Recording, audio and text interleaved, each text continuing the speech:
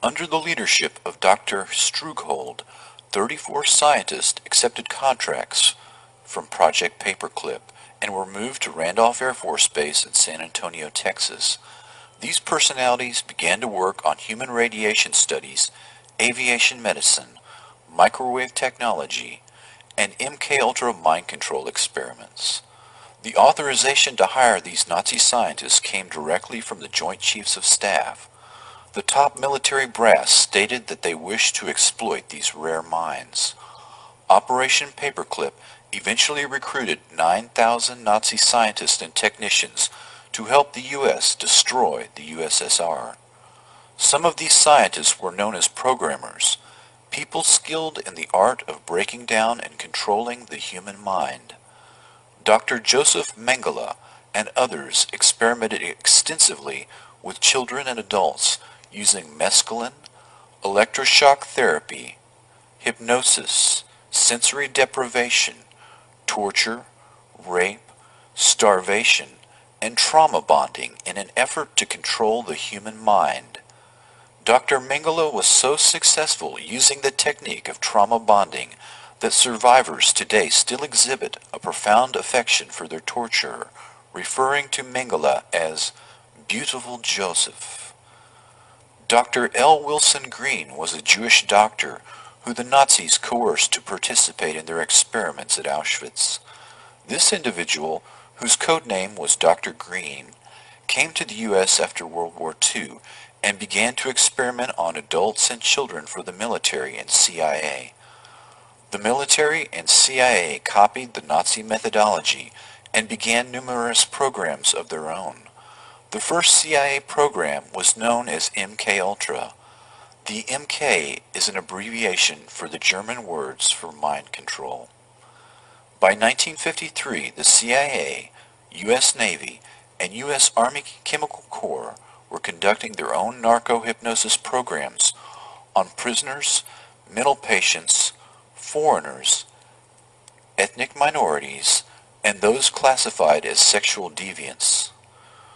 To avoid confusion, the dozens of mind control operations will be referred to generically as MK-Ultra.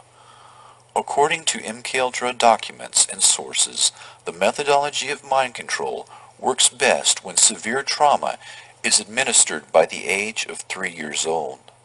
Severe trauma, such as rape, applied at the age of 3, will cause the personality to split or dissociate in an attempt to shield the mind from memories of events too painful to endure.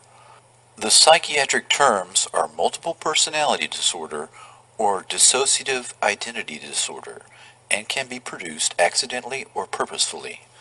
The Three Faces of Eve is the true story of multiple personality disorder created by childhood abuse.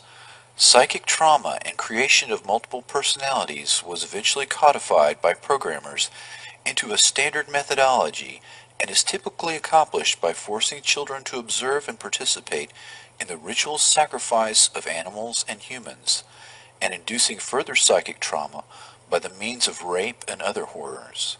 The trauma causes the dissociation. This functions much like the partitioning of a hard drive in a computer.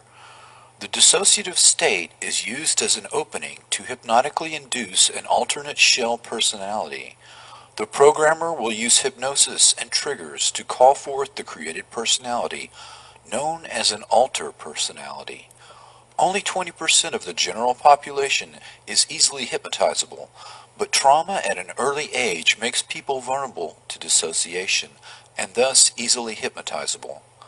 Typically, the programmer might wear a costume, such as a rabbit suit, and sacrifice a rabbit in front of the child victims before they are physically traumatized.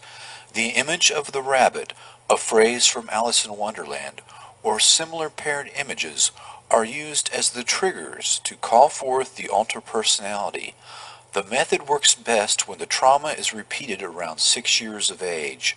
A few years later, the child victim's IQ test and personality test are evaluated to determine whether the child may be trained in assassination, sexual blackmail, drug courier, or other role. The subject can be hypnotized and used for operations but we would only be consciously aware of the sense of lost time. Dr. Sidney Gottlieb employed these early programmers and concentrated on the use of LSD for mind control and exotic poisons and drugs for political assassinations. He personally gave LSD to an unknowing fellow scientist, Dr. Frank Olson, who worked for the Army Chemical Corps Special Operations Division at Fort Detrick. His job was developing biological weapons. Dr. Olson committed suicide by jumping through the window of a 10th floor hotel. Dr. Gottlieb concealed his actions, and the Olson family was unaware of the cause of his suicide until 27 years later, when the facts emerged during a congressional hearing on CIA abuses. The link between Gottlieb and Olson illustrates how the different elements of biological and chemical weapons, radiation testing, and MK Ultra were all intertwined.